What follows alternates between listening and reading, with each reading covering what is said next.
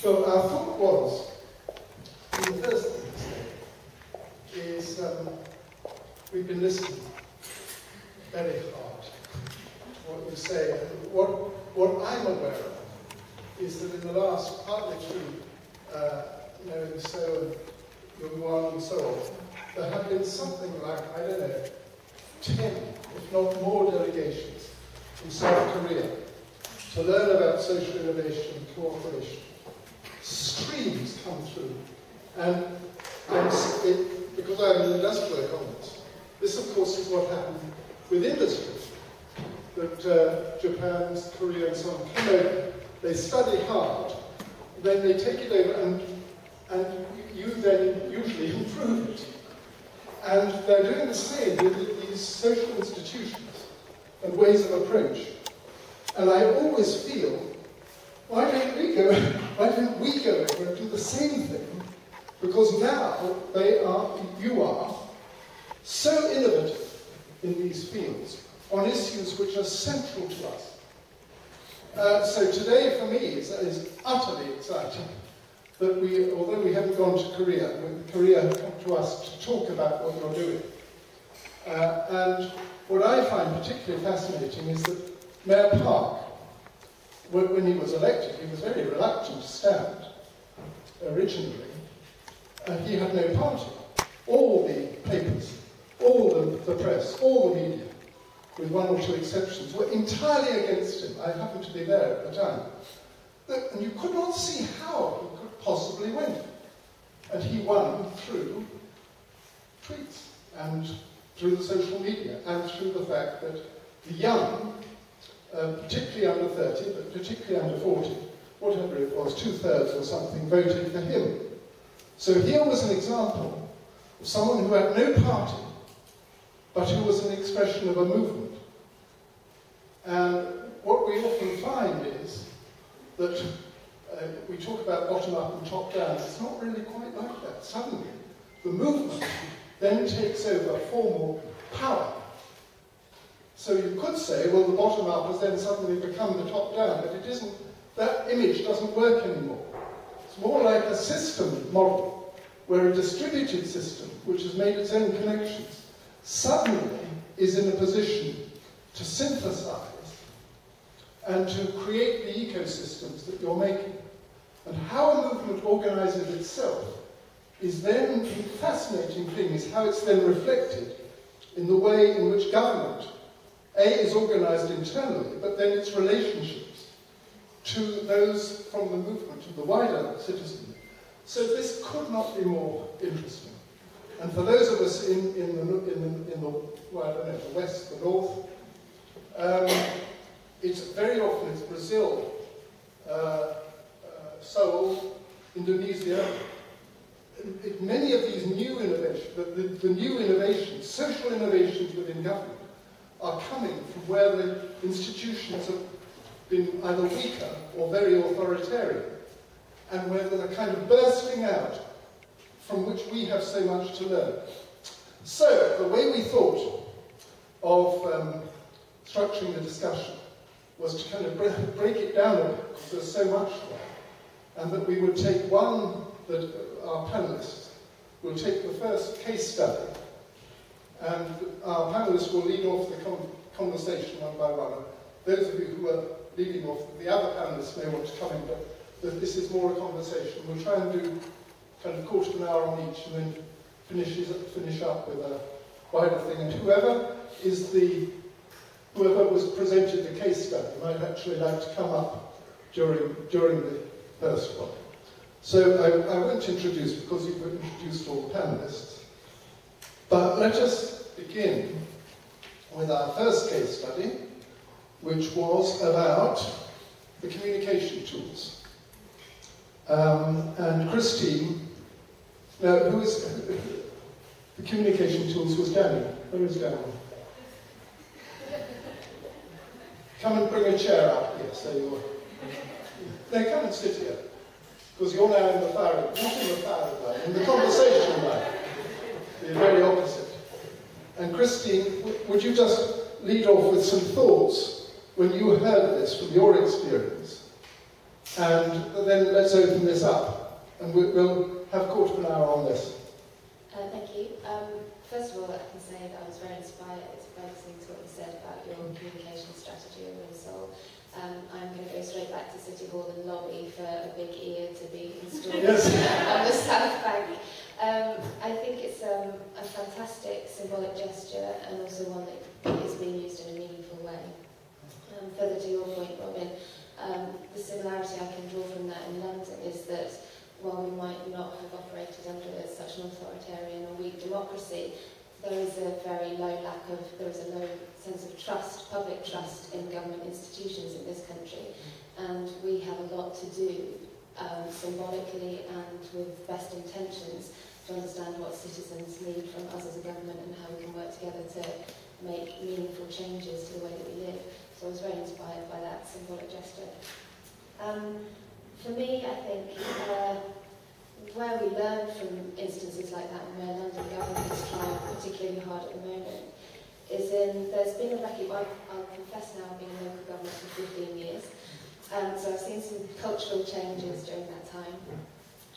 For us, I think, well for me the change that I've recognised most is that we've gone from a culture, a civil service kind of culture of feeling like we're the experts, to a culture where we're prepared to learn and listen to our communities.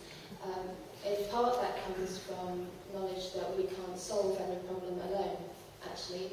If we're going to combat climate change or air pollution on our streets, there are carrot and stick methods that government agencies can use to result in changes of behaviour, but individuals themselves will have to step up and make some changes or work with us to make those things actually turn into a fruitful scenario. So for us, and certainly I think from what we found in Seoul, engaging your citizens in that process actually broadens ownership of the issue transparently as in government agencies. So recognising that we don't have all the solutions, recognising that you as citizens will have ideas that we would be prepared to take on board, and working together to find solutions to those. Could you just say who you are as well? And where's the roving? Is there a roving microphone?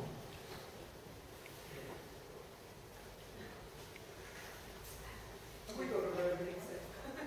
Should I sit? Yeah. Yes, why not stand up? Hi, my name's Charlie. I'm a resident of Hackney. I live in Dalston, which is apparently the most developed area in the country. It's got more investment and development money coming into it than anywhere in the UK at the moment. The rate of development is phenomenal. And the rate of community engagement and participation in that process is minimal and really difficult.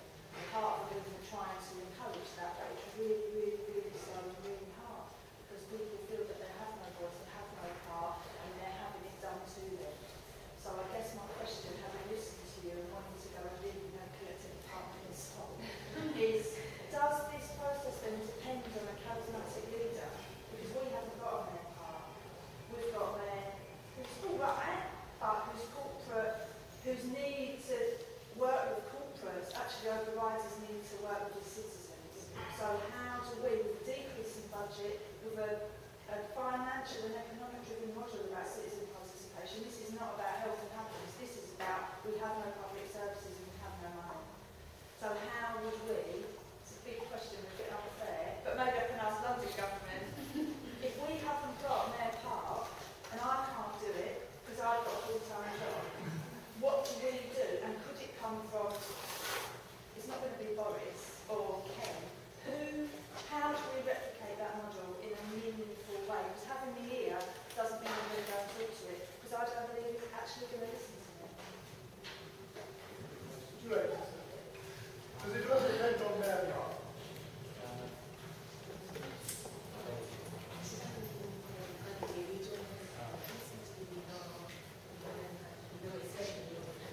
Yeah, that's right. In some aspect, because Korea was in the military for many years. The top-down is very popular in the whole organization as well in Seoul government. So the charismatic Mr. Park led us to the innovation, and you are right. Yeah. But I think that it's sometimes effective and very. We did it very short time, not short time. Yeah, so we should balance the model top down and our yes. Does anyone else want to comment on this question of bottom up? Not bottom up. Charisma. And what do we do without charisma? I'll use it without the microphone. My name's Sally Neeshaw and I work with URBAC, which is the European City Networking Programme. Yeah. So part of it, absolutely inspiring and really interesting to hear. But I think the political culture in Europe is different and our economic context is different. We're not in growth, we're in austerity. And I wondered how we adapt, a similar question, how do we adapt these kind of tools to different contexts in Europe and with the democratic deficit that we have both at European level, at national level, at city level. I think it's really fascinating to see this and how it's working. And I'm really glad you were honest about the challenges in Seoul too, that it doesn't reach all citizens and who is responding to this question. So I think it would be really interesting to hear from you how you think this could work in different contexts. And could you just say, while you're speaking, which, from your knowledge of all the European cities, since when I explain Seoul, people say, oh yes, well it's all very well. Everyone says we want to listen. But you know, the big ear is one version, but it's then what happens. But do you know from all the European cities, which is, you know, you would take where we should all go and have a look at what they're doing in these different circumstances, which we can then perhaps blend with Seoul? We do look at good practice in Europe, and it's a slightly dangerous game to sort of have a league table. Yes. But I mean, I think in the UK, I've got colleagues here from European cities, but Bristol, I think, might be an example where they're trying to, again, an independent mayor who's doing some very interesting things about getting people on the street, kind of water slide down the streets in the summer. Or I've got a colleague here from Amersfoort, I think they're doing interesting things. Ghent in Belgium, Amersfoort in the Netherlands, and Ghent as well. So that we do have examples of cities where they're trying to do something different, linked to what you were saying about we don't know all the answers and we actually need our citizens to get involved to be able to solve our problems. We need to have a different relationship between government and citizens, which is starting to happen, I think, more because people see they have to do it to be able to understand better and to be more efficient in the way that we deliver services. I don't know if any of my colleagues want to come with their examples. You know, just on the participatory I am Eddie Adams. I work with Sally. There's a number of URBAC people here involved in working with across Europe. And one of the principles of our programme is we require participating cities to create a stakeholder network to bring in unusual suspects related to their topic. And in some cities that works more effectively than others, frankly. Some cities are more comfortable with that participative model than others. I agree with Sally's thing with the risk of having league tables, but I think it's picking up on the central point about trust and about the mayoral style. And one of the things I was lucky enough to go to last September with Six, and just seeing a leader who is post-heroic, you know, and humble and listening and willing to say, I don't know the answers, and genuinely committed to working on behalf of citizens was hugely refreshing, but also kind of depressing. Because when you come back here, the disaffection around politics is expressed. We voted for UKIP, through Scottish independence. You know, people are reacting to the same problem in different ways in our country and across Europe. Where we see in Hungary, for example, lots of challenges around the democratic process. So I think you're on asking some really big fundamental questions.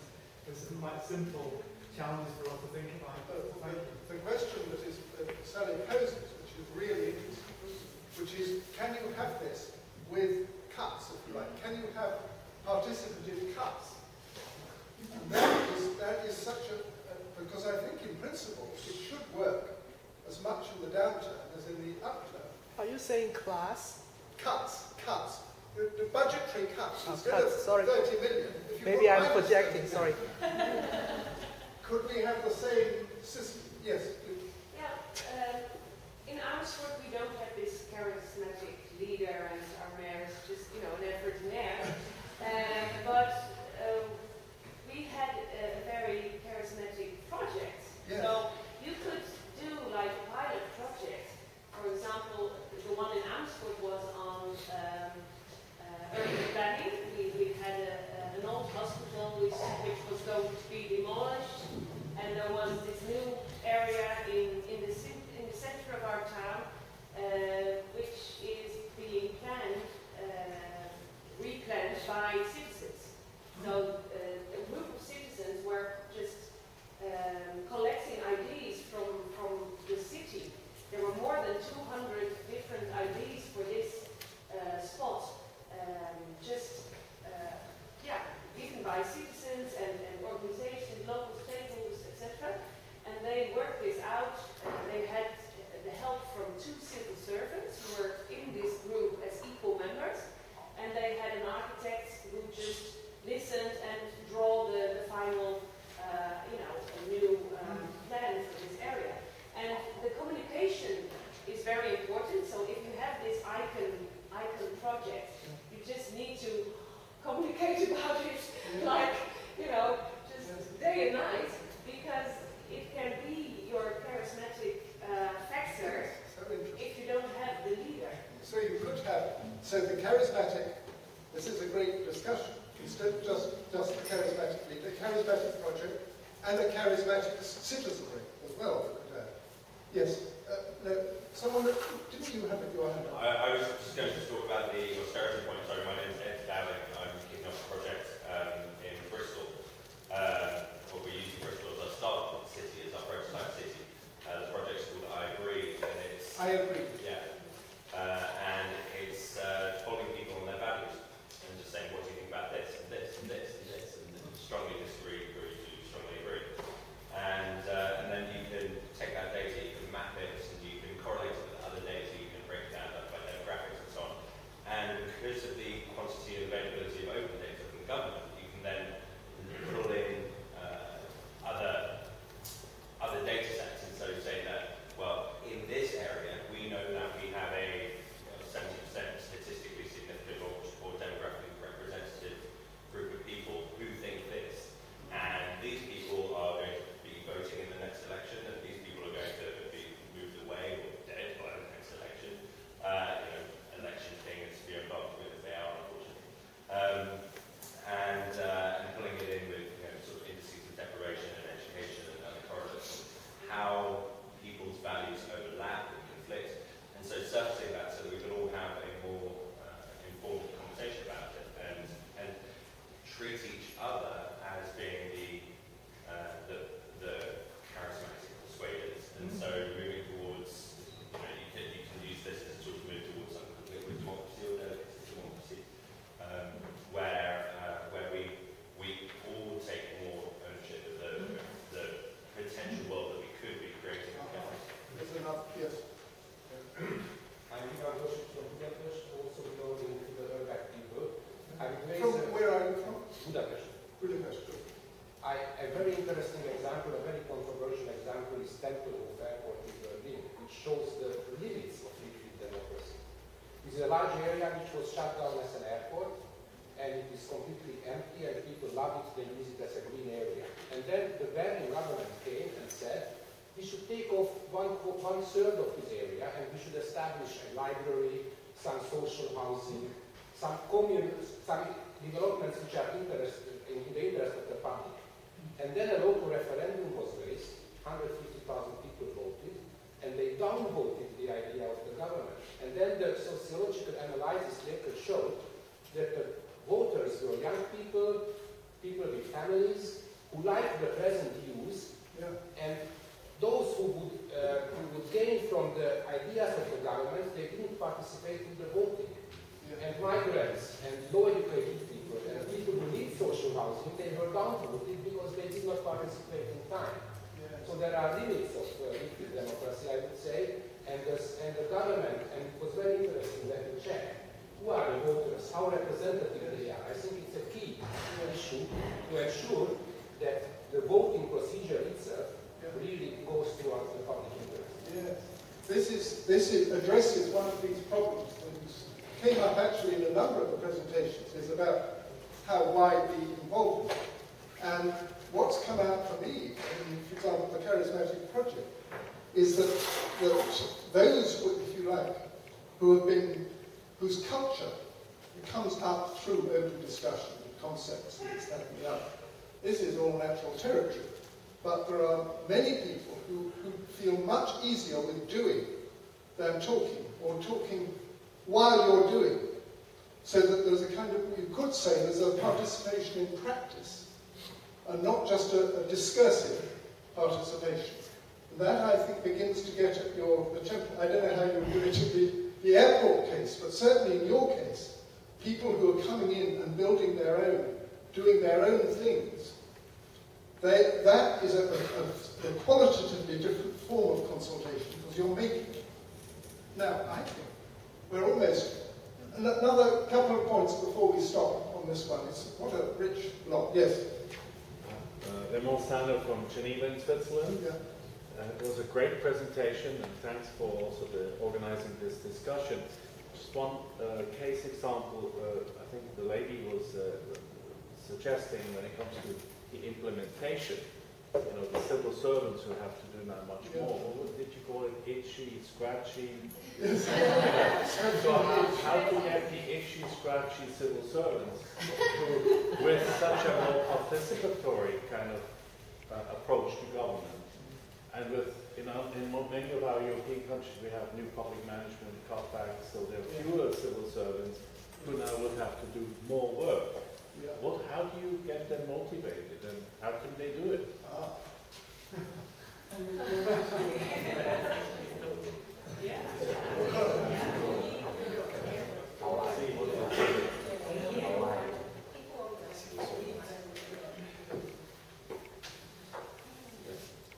I speak Korean.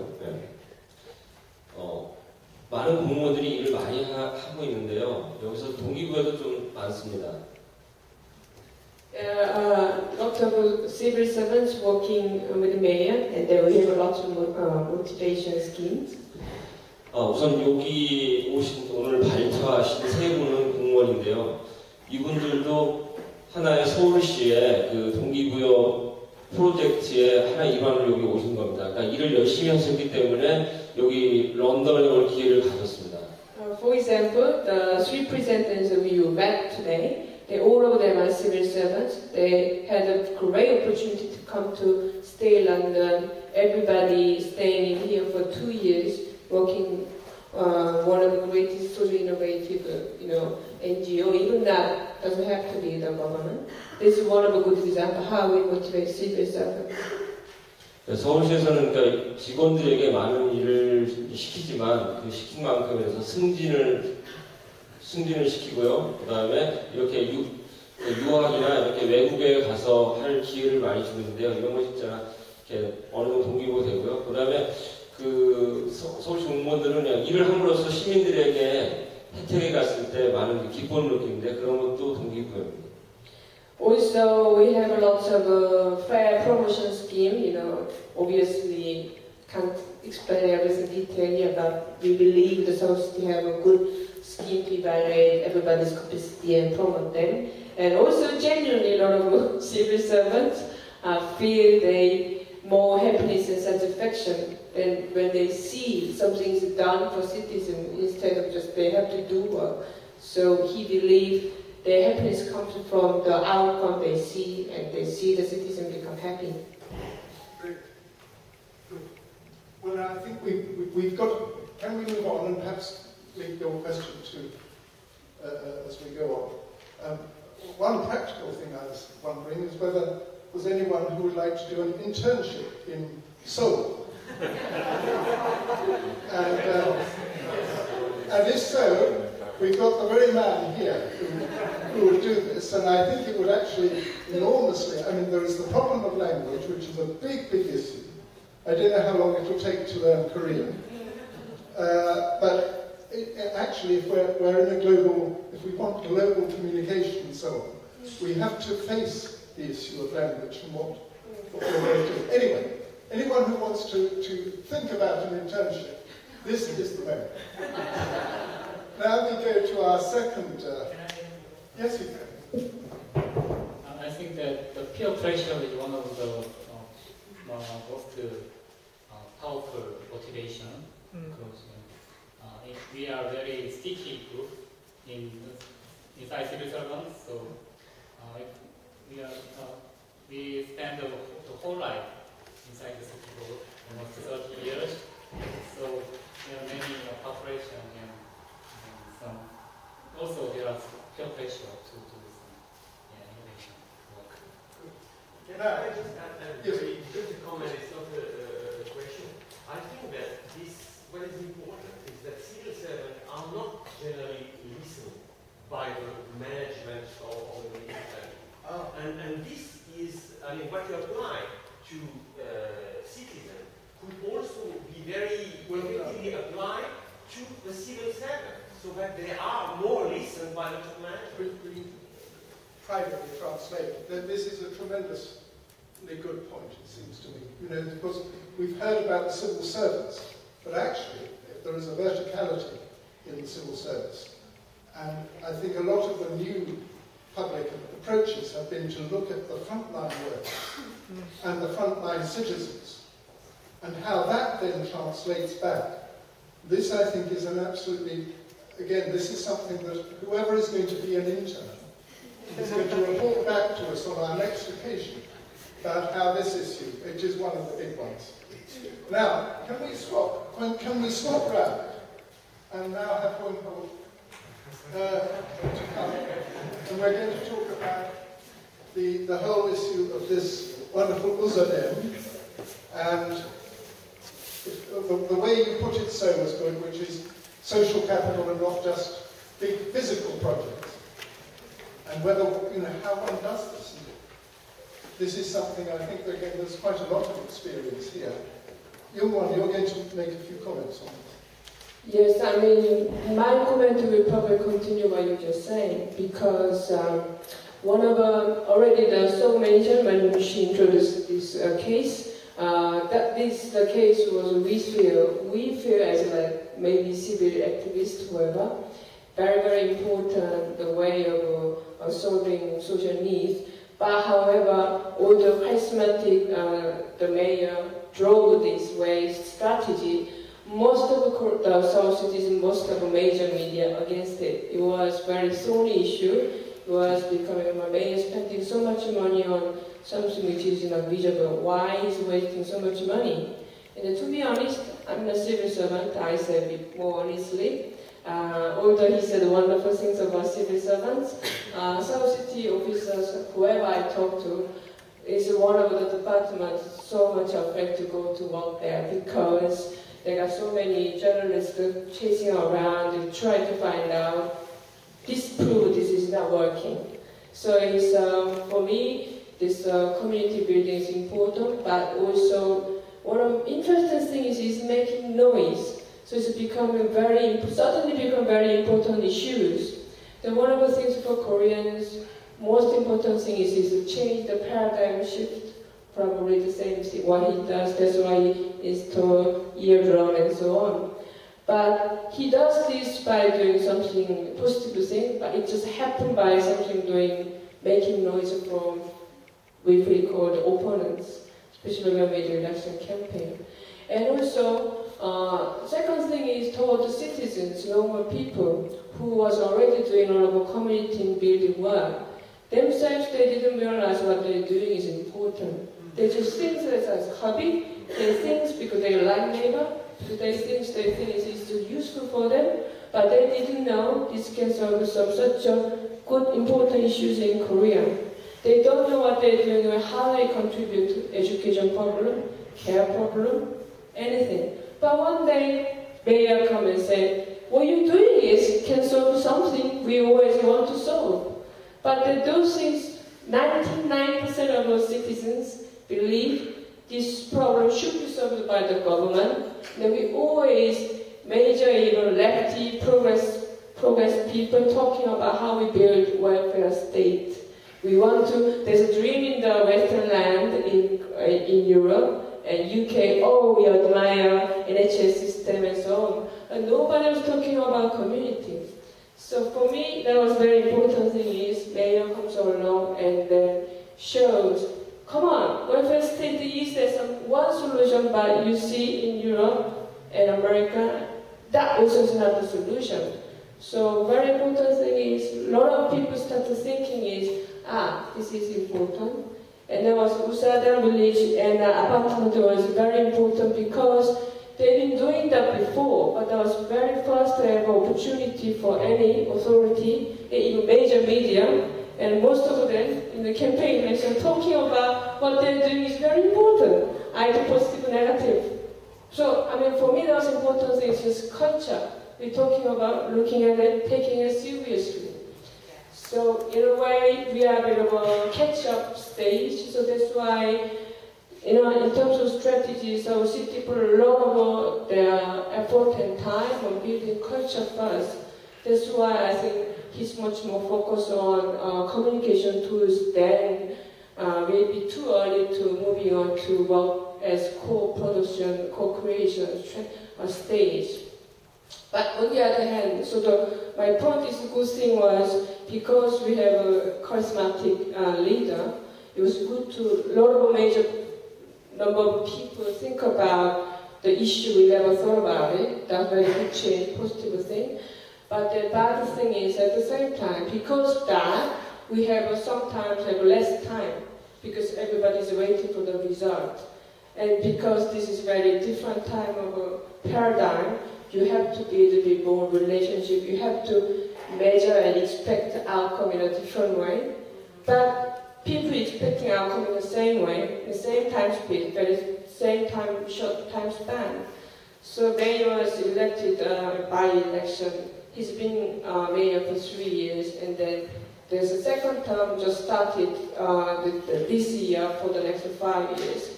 So I think this 5 is very important. Whatever we do, any kind of outcome will be accepted by the major of people, that will continue. Otherwise, the Koreans they're moving up very quickly, they're going down very quickly. So it might just disappear in one day. So one of the community buildings, what I'm trying to say is he's trying to buy citizens' heart based on outcome. Before, he bought the citizens' heart from listening, empathy, but now he engaged with the people based on heart. As now we move on, he wants to really make sure everybody create something together. We want to see the outcome together. So within 5 years, the community building don't show some outcome, citizens feel something is really good for them. Then next election, I don't know whether this momentum can continue or not. So it's something I think similar. Yeah. Well, I mean, you're talking about catch-up, but of course you may leapfrog. This is the point. You know, as the latecomer, because if you look at European history, I mean, the 19th century was a lot of, if you like, self-help and cooperation and all sorts of things independent of the state. The state did some things. Then the 20th century was the welfare state. But now, all the issue is, you know, is that balance right? Are we going to move to a third form, which we haven't had very happy experience here of, you know, government who said they wanted to do that, and, you know, we think no. But there is that exploration about whether these are alternatives or whether there's a new composition between doing some things, some spaces, and some things for yourselves. For example, looking after the elderly, as against all being done by a state. And it seems to me you're partly exploring that boundary, and whether you can actually, as I say, leapfrog beyond it. Any comments? And yes. Yeah. First of all, let me congratulate the panel and the speakers for a very excellent presentation. It's really eye-opening, and I'm very excited about this. And my question is, I think you're addressing... Could you say where you're from? Oh, my name is Lija. You coming from Geneva. representing the Center for Socio-Economic Development. We are a 20-year-old small think tank. My question is really sort of following up on your reflection about sustainability. 5 years is not a very long time, and especially when you want to anchor this innovation and make the paradigm shift. And I was very delighted to see that your budgetary process is also shifting. So my question is, when the mayor changes, I assume you have a 2-year term, and if your party changes, how would the budgetary process be safeguarded? Because the community projects are fine, they might be also survive in the sort of the market economy, the other things, but I think the most crucial thing is really this budgetary process. How do you safeguard it? Well, what are your thoughts on it? Sorry.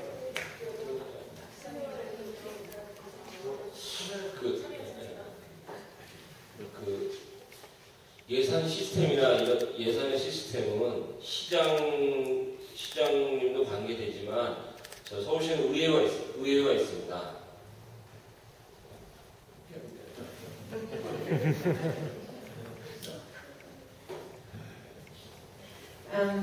The budget system in Seoul City,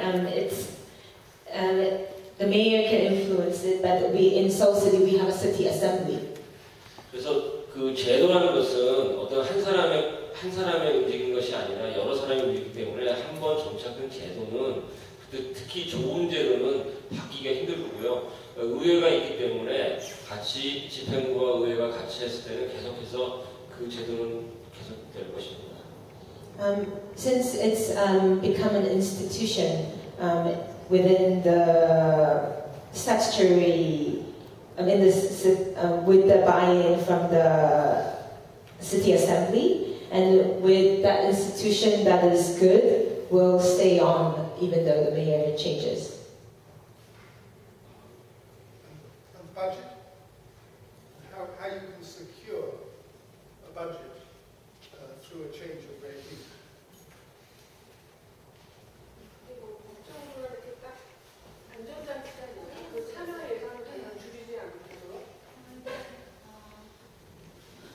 In 2012 years, Seoul government made ordinary about the citizen participatory system. So I think it is a really good system, and the officers also work hard and already the system. So I think it's not be changed because you consider the satisfaction of the citizens. So we will try to meet their need. In a way, it's legislated by local act. So if you want to change it, then you need to get approval from city assembly again. So again, the city assembly indirectly elected by citizens. So it's one of just. And it's very hard to argue against the participatory budgeting for the city assembly because they're politicians and they would have to say, we don't want to reflect the citizens' decisions in the budget system. So that's why I continue probably same thing. So within 5 years' time, I know when mayors change, it will be probably come back to something that old days. That's very possible. But as much as we try to find some citizens aware what they're doing is this new paradigm is worthwhile, so that they can just keep letting out their voice. So we're hoping this kind of movement continues. Any other experiences or thoughts on this? Yeah, maybe it's not, but it's relevant to the city assembly. I was wondering, in the presentation you were pointing out that the role of the city assembly is changing because, normally everything goes through this assembly and now citizens are directly communicating to the municipality. And so what is this new role? Are they thinking about it? Do you have conversations within the assembly about this new role? I was wondering.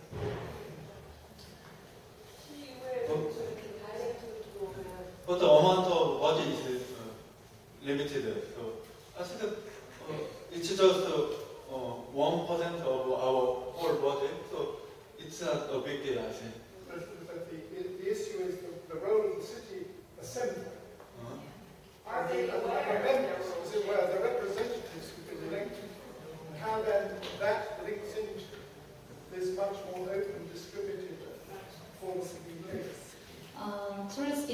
the first stage, there are some conflicts between the government, city government, with the city assembly, because they representative of the city assembly saying it's against their power or their rights.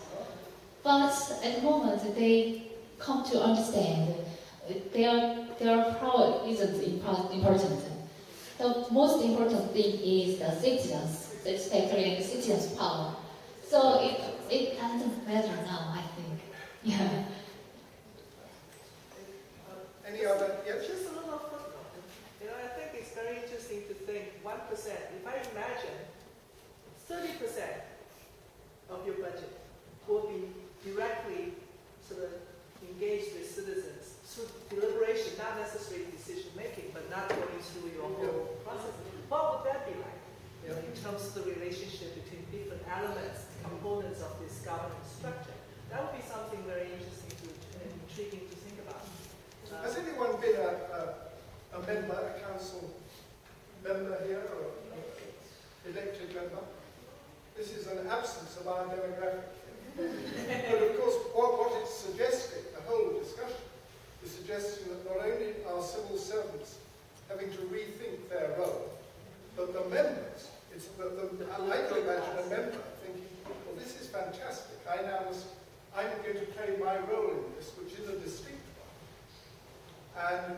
But I'm no longer going to be in small committees deciding on all the budget, so that my power is being dispersed, but I have a new power, which is a power, in a sense, of communication and information and attracting and mobilizing and, if you like, being the local charisma and translator of ideas and includer. I mean, it's a different... And some councillors who I know, would love to do, and those who come up through civil movements, which very often it happens, they are naturally like this. Any other thoughts on this? Anyway, I don't know whether I keep this comment on that, because that happened to me, one of the case we've seen from the communication tool, mobile mayor office one. Yes.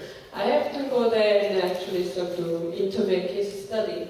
That's exactly what happened. We have such a limited time, so he just passed the case very quickly. But the really interesting point of that case was the mayor invited MP and local councillor from city assembly and the head of a borough, all elected members you can think of based on related with a pending issue with a resident. And they tried to come up with an action plan within 48 hours. Yeah, 48 hours. I mean, not the implementation, the promise within 48 hours. So what happened was, all these people are certainly politicians competing each other in front of residents. Then what happened was, they don't listen to everything, the issue, but one thorny issue. We need to build this station here. And one stakeholder goes, no, we can't. Yes, we do. There were massive argument for 20 years. And then suddenly all civil servants and politicians will come over and listen to all different stakeholders' ideas and arguments to hold one day. Then in the evening, civil servants and politicians, they have internal meetings almost like until 2 o'clock in the morning, until anything agreed. Back then, so what happened was, the interesting part is, there was some competition and the change of role is happening. So there's a competition they want to show, I contribute to solve this problem next morning. Yeah? But the really great thing was, the mayor, I thought initially, mayor was he's politician, he became politician. He want to win the argument, he want to make sure this was solved by some government. So I thought he's going to lead this internal discussion, somehow make sure Seoul City does great thing and the borough maybe act as supporters. But he was really step back and facilitating what from politicians, and until somebody has to take over dirty burden, somebody has to give up their whatever authority. So he was really acting as facilitator to lead this meeting. So then, over the 6-7 hours, long time meeting, they just have a meeting for until 2 o'clock in the morning, and then this executive major team is waiting until they agreed something. So they agreed. Then they prepare slides whole overnight, and then they have a meeting with the residents tomorrow morning, 10 o'clock in the morning. And 10 o'clock mayor giving presentation. While we are going to hear all of us. And he said he's given up this, he's going to give me such money, he's going to do this, and this person gives up to executives within 6 months for you, and then we will come in here giving presentation every month. So what happened was that city councilor who was also elected, they kind of suddenly start, because they need to win the argument, they need to show some bits are done by me. He suddenly started listening residents' voice. What you say? I already passed this to mayor and him. Yes. So they competing each other to communicate what they've done is your voice. So they promote what I was, messenger, certainly. Good. So that's exactly what's happening in New Rome. This is a wonderful. Yeah. So this was the Seoul Check forum? No, it's a mobile mail The office. mobile mail's office. Okay, sorry. Now, we're naturally moving on to our last subject. This last one, however, does make one think, if only we could transfer mayors like we do football stars to answer the bills this year. Because that particular, the word post-heroic was such a good phrase about their part. That, the way you just described it, of standing back and allowing this to happen. Would you like to both on participatory budgeting, but also any other things that have come up? Yeah, thank you. I think it's just, first of all, the fact that there is such recognition for the capacity of community building and community-driven solutions is amazing. I think that bodes well for the future, I would say. I think there are a few things that I found interesting. So it looks like it's kind of early days for this participatory budgeting. Just budget implications, I was just wondering how it works if you have 30 million a year perhaps, and then you build a park, and then that park will have to be maintained. How does that work in kind of, or if you take that into account? How does the local authority work with that? That's more of a question, and I think what I see real potential for is the integration of all these three elements that you've now described, where you say, well, we have a form of open data that we perhaps use. So is there any kind of intermediate or a platform where citizens use that open data to inform themselves to bring forward proposals for this participatory budgeting? And then if we're talking about implementation, I think it was the civil servant that had to do it, but is it really the civil servant that had to do it, or is it perhaps young moves, community organizations that can say, we'll take this forward, we have an idea on how to make our area better, or to think differently about healthcare. Then we come about issues like Amersfoort, where it's clear that citizens are being those charismatic figures and making sure that iconic projects are coming from communities.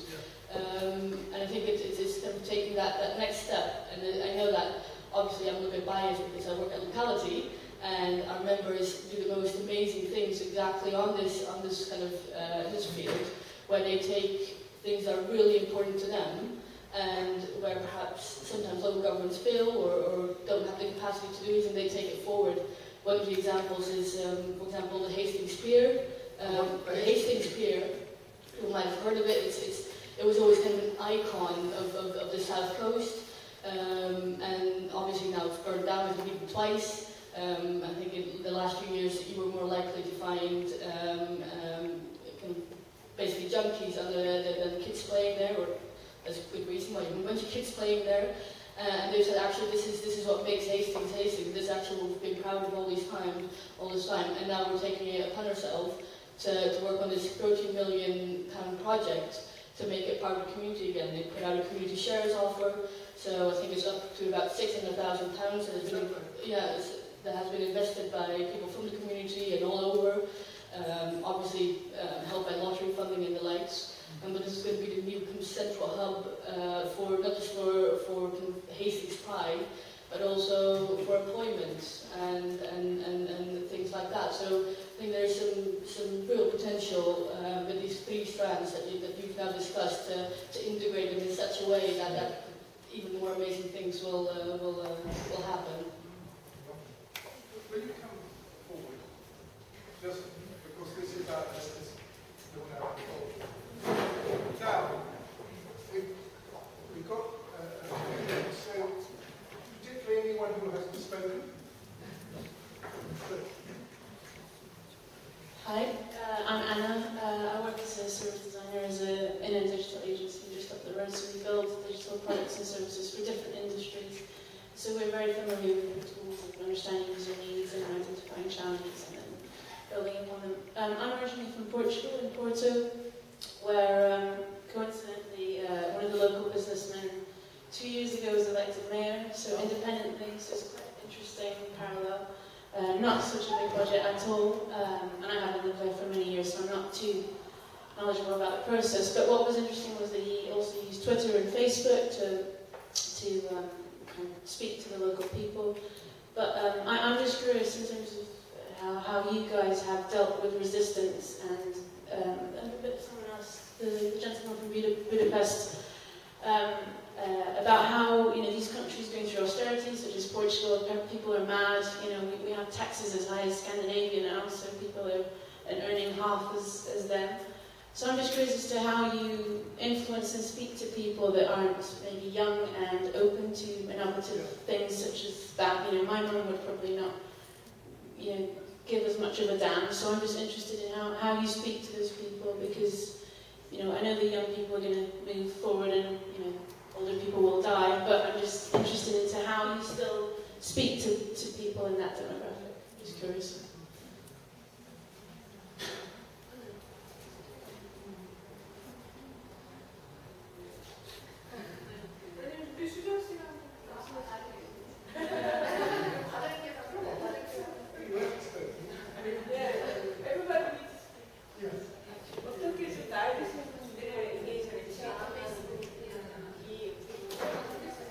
I am Sujong from Seoul City, and nice to see you guys.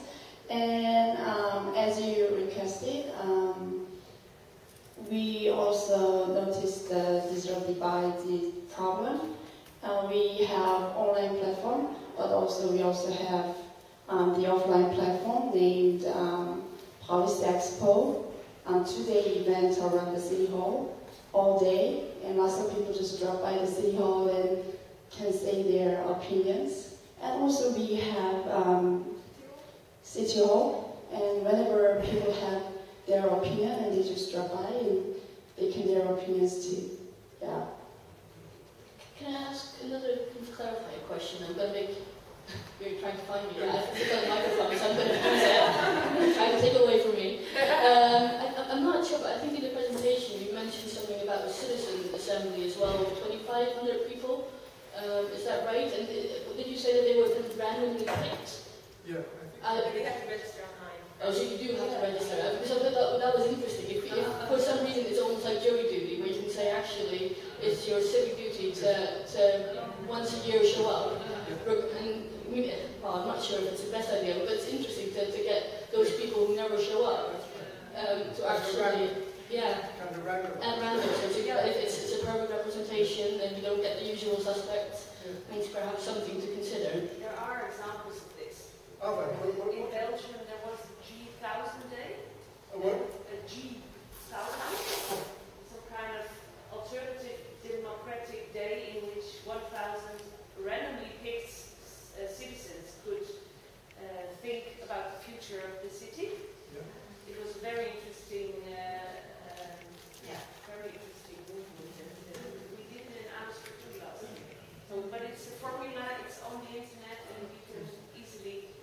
I think especially if you start integrating that, maybe making a structural part of the decision-making process. Very interesting. Would that deal, because the Tempelhof example is very tangible, one of this general issue.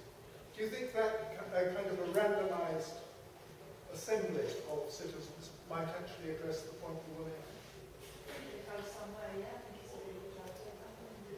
In the case of Tempelhof, I think you should consider Berlin. The what? You should consider Berlin. Berlin is a city of 3 million people, having large minorities who don't speak German, who don't participate in public life, many Turks and ex-Yugoslavians, etc. They would never register online. They would never become part of citizen assembly. So we should solve this problem if you really want a representation. And these are the people who will not go to the large temple of green area, but they could have used the library and they could have the social housing. So random selection of those who are online registered is a step forward, but not I don't know what is the optimal situation, but it is not 100% satisfactory. Well, now look, we've come to our time. Okay, just a comment on that. We have some interesting example in several regions in France, which is not a model, but it's maybe a next step. It's that it's not you build a wonderful platform to host to hear, but maybe the next step is to go towards it. So to, in a certain way, engage in an active way the missing part. This example that I will take now is not very interesting. It was around the call for project. And the call for project was always getting, for some cities, not getting the right project, because the right project don't need money, and the project will need money, or maybe not the best project. So you know the trick. And this team in south of PACA region in France was doing something totally illegal in terms of public procurement. They were hunting for good projects. So this is maybe some friendly action of public administration that could be interesting in the next step for here.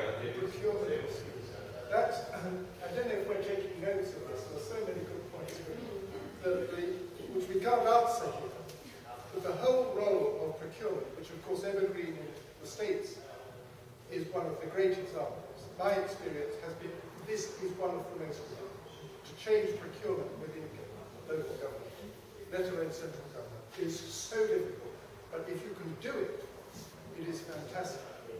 Let's say a couple of comments later on what Francois said. In fact, we have two different universities working, and one of the things we advocate when we're developing plans is to proactively seek out what we call the missing voices. And so it's the responsibility of the local government to go and who have to be talked to. It could be people who don't speak English. There are irregular migrants in a lot of cities, homeless people. They, who are the people who aren't, you haven't heard from, and how you go and find out proactively what they want and need. So that's kind of the tools that we use in Airback. And the last thing is on the thing of the very interesting discussion about the shift in political power and dispersed political power. Airback has also started doing capacity building for elected officials. So we bring together politicians and mayors from different cities across Europe to meet over a 6-month period, for 2 days at a time, to talk about what it's like to run a city, how we learn from each other, and these changes in what it means to be a politician. And we have, it's a bit self-selecting, so we tend to get politicians coming who are open to that kind of debate. And it's really good to see that politicians who are willing to say, I need to learn from this too. Well done. Last thing about missing voices. I think I think everyone recognizes the issue of not being able to get to missing voices. And I think one of the examples that's been working really well, seems to be working really well here, is the Community Organizers Project. Basically, what they do, they get trained up 1 year, but it's on the streets. They literally just knock on doors and they ask people. So they knock on every door. They don't first check the demographics or if they like to vote or if they like to participate. And the most amazing things happen from that. So if you're talking about those people that don't tend to engage, it's often because they're busy surviving, they're busy making sure they can buy food. So there's one example where an organizer is knocking on doors, trying to find some patterns. There was one woman who said, well, really, I can't be bothered because what I'm worried about is being able to buy nappies for my baby. That's what I need to find money for that. And then when this organizer knocked on a few other doors, they realized that actually there was similar issues. And they decided to set up a bulk buying project. And actually what they did was a homeless person who was kind of not even in the area and wasn't really engaging with people either. They made him do that, or he offered to do that. and he's now basically employing a few other young people to do the delivery of all this bulk buying. So I think there is real strength in trying to find those missing voices by literally just knocking on their doors and doing that systematically instead of... Well, I don't know about... I feel we've got a charismatic meeting.